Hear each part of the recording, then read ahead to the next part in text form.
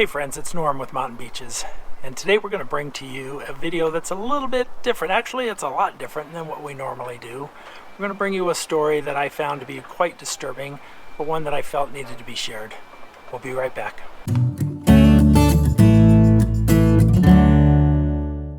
Hey, if you're new to our channel, thanks so much for joining us, and welcome. And if you're not new, thanks for coming back.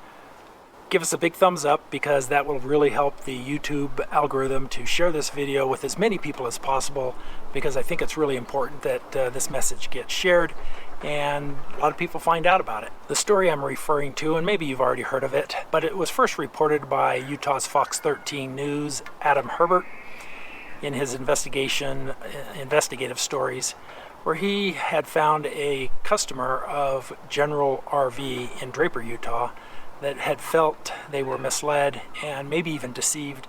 Now, we normally don't cover stories like this, but since it occurred in my home state of Utah, I felt compelled to do so, share with you, because I really want you to get the underlying message on how important it is to carefully read any purchase agreement, and particularly RV purchase agreements, especially if you're going to finance it. The initial story began when Lisa Pueblo of Farmington, Utah, reported that she feels like she was misled or deceived in the purchase of an RV from General RV in Draper, Utah. You could definitely see that that's been tampered with. She says even though General RV convinced her to agree to a 20-year term, or 240 payments, one of her 50 pages of paperwork is different and confusing. Look right here, the number 119 typed on the same line as 240. That's 10 years, not 20, with a big balloon payment due in 2025. I would have walked away. There is no way I can come up with $63,000. It says 240 months. Everything on here says 240 months. I don't know how they've done it, but everything on everything says 240, other than where it's been typed over that 119. Lisa had purchased this vehicle, this motorhome, back in 2014, I believe, and had enjoyed it since then, but then recently became quite surprised to discover that she had an over $63,000 balloon payment coming up soon that she had no idea was part of the deal. The salesman crunched some numbers, as they do, and came back to her with a payment plan that seemed to fit her budget of just over $600, about $631 a month. And suddenly the RV was affordable. It was amortized over 20 years. And the payments were what she could afford, and so she signed on the dotted line and purchased this RV, only to later discover that what she thought she had purchased in a 20-year loan was really a 10-year loan amortized over 20 years with a balloon payment of over $63,000. Now let's just stop right here for just a minute, and this is one of the main points I want to share. She financed this, what she thought was over a 20-year period. I would highly advise every person to never, ever, ever, ever consider a 20-year financing option for an RV. Yeah, it might get that RV that you think is out of your price range into your price range, but that's only because you're looking at it on the monthly payment basis. If you're paying a monthly payment on an RV for 20 years, you've already lost the battle. You're before you even sign on the dotted line, you're underwater. You will never, ever, ever recover from that. The RV salesman will probably tell you, oh, don't worry about it. You're going to trade it in for something new in a few years anyway, so it's not going to matter. Well, it will, because you still have that to repay. So don't ever consider a 20-year loan. It's only trouble.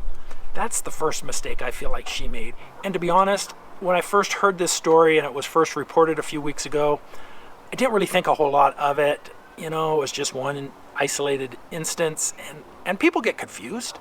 I get confused, you get confused, we all get confused at times, especially when numbers are being thrown around and we're in a little bit of that pressure situation to make a decision. So I kind of thought, she just didn't realize what she was signing. Very similar people have come forward after seeing this initial report on Fox News 13. They started to look at their paperwork they got from General RV and discovered that same smudge on the number 240 and what appears as if it was changed to 119, and a very large balloon payment that they that they say they had no idea was part of the deal. So with 4 additional very, very similar stories, now it caught my eye. And that's when it became disturbing. It caught the attention of the director of the Department of Motor Vehicles Enforcement Division, and he decided that it was time to investigate. We have a follow-up to a Fox 13 News investigation from 2 weeks ago. More customers have come forward with contradictory paperwork from General RV. Bob, each of the contracts come with a huge balloon payment that the customer did not expect. Fox 13's Adam Herbets broke the story and joins us again tonight. Adam. Yeah, Bob Kelly, if it was only one smudge, that could have been theoretically a mistake. But now we are finding a pattern. And because of our story, the Motor Vehicle Enforcement Division has confirmed it is investigating General RV for potential fraud. The state of Utah is currently investigating the General RV Draper dealership for fraud. Although I also want to make perfectly clear that no charges have been filed and no evidence has been proven that any wrongdoing has happened. I don't want to place blame on General RV. I don't want to make them look like the bad guy in this, but there's a lot of lessons for all of us to learn from it. I also want to say that there are a lot of really good people that work for General RV across this country. General RV is a family-owned business. I kind of have a warm spot in my heart for family-owned businesses. Our family has one. I don't really believe that they're bad people. I don't believe that they have bad practices. Maybe this was a rogue employee. Maybe it was an honest mistake. Maybe it was a mistake by the buyers. All of that will come out in the investigation, I'm sure. It is an ongoing investigation, obviously, and we wouldn't have had this investigation without you bringing it forward. Alan Shinney, director of Utah's Motor Vehicle Enforcement Division, has opened a fraud investigation into General RV. The first thing I did when I got into the office next morning is I wanted some answers. In your 20 plus years of doing this, have you ever seen a case like this with multiple smudges on multiple contracts? Never seen that before. I mean, it's one thing to say, look, you have paper jams. Everyone's got paper jams. Everyone's got carbon problems, but not identical across the board to different transactions. I have never seen that before. Can you even fathom a reason why that could happen? They very well could have been deceived. It's sure looking that way. And then, as I said, following the initial investigation, these 4 other individuals have come forward with the same issue of the 240 months kind of smudged out, and over the top of it is typed 119, and then a balloon payment listed below that. Signed it here and signed it there, and down here General RV is blank. This man says he wishes a few missing signatures were the only thing wrong with the General RV contract for his 2015 Tiffin Allegro. Well, I would watch Fox 13 News the other day that you had on TV with a young lady that had a smudge on her numbers. So I looked at mine and I got the same thing. You could definitely see that that's been tampered with. And all these people were shocked to find that they had a balloon payment that they didn't realize and did not have a way of paying for that. They thought their loan was a 20-year loan, not just amortized on 20 years. The practice of amortizing a loan over a longer period of time with a balloon payment is legal in Utah. I've entered into those on real estate transactions before, and it's a way of getting payments lower if you know how you're going to be able to make that balloon payment down the road. But they tend to be pretty unusual in the RV space. Most RV dealers stay away from that type of a transaction because it's a disaster waiting to happen. General RV has responded to these allegations by stating that none of their employees broke the law, but also they repeatedly declined to provide an explanation for how those smudges got on those contracts and how the 240 changed to a 119. A spokesperson for General RV went on to say that General RV completely disagrees with the false claims of each customer. And I guess the investigation is going to ferret out what really happened. But to be honest, maybe the bigger concern for General RV, rather than just the smudges and the changed numbers, might be the fact that the Truth in Lending form, which is a federally mandated form that must be filled out accurately, it's the responsibility of the seller in this case General RV, to make sure it is correct, it doesn't add up. It doesn't make sense. I mean, there's two different papers here. If this is what they showed me, I would have never done it. And most importantly, none of these customers' paperwork show math that adds up to a 10-year loan. When you signed this contract, were you also looking at these numbers up here?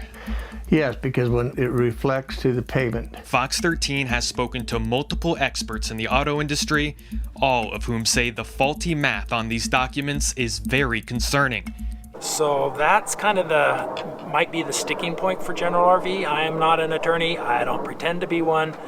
But that seems to be the area that most people are pointing to. The point of this video is not to incriminate General RV. It's not to tell you not to go shop there. It's not to blame buyers for not maybe understanding the contract. But the point of this video is for you and I to learn from it. If you are going to be buying a RV, please, please, please read every word on the contract and understand it. If for some reason you don't understand it, then take it to your attorney and have them explain it to you. The salesman at the RV dealer is not going to like that one bit. They're going to do everything they can to tell you not to do that. Why? Not necessarily because they're being dishonest and they have a dishonest deal in front of you that might be discovered by the attorney, but because they know if you walk out the door before you sign on the dotted line, the chances of them closing the deal drop dramatically. And that's the reason. But it's your money, it's your deal, and you need to know what you're signing before you sign.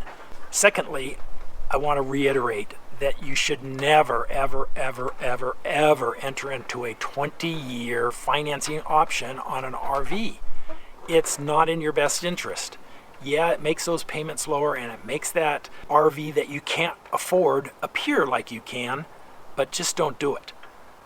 Don't go over 10 years. Try to stay below 10 if you can. I know that's difficult and RVs are very expensive, but figure out a way or lower your expectations on what you can afford. That's the realistic way to do it. That's the smart way to do it. And that's, maybe going to save you at the least tens of thousands of dollars in finance charges, and maybe even from getting into a situation like these 5 individuals and families that bought under what they thought was one set of circumstances, only to find out they have a balloon payment coming up real soon that they can't pay. Can you pay $60,000, $70,000, $80,000, $100,000 in a balloon payment? Not many people can. So that's the danger in financing. That's the danger in not understanding. So read those contracts. So if you are buying or have already bought an RV on a contract or on payments, let me know what you think is the right number of months for the term. Am I out in left field? Do people think 20 years is okay? Put in the comments below what you think is the right amount of time for financing your RV purchase, and what's the number you wouldn't go beyond. Also, let me know what you think of General RV's practice of amortizing these loans over 20 years, but then putting a balloon payment after 10 years. Is that something you would sign on to do? Let me know in the comments below what you think about that. I've picked this video right over here for you to watch next. Go ahead, click right here, and I'll see you in the next video in just a second.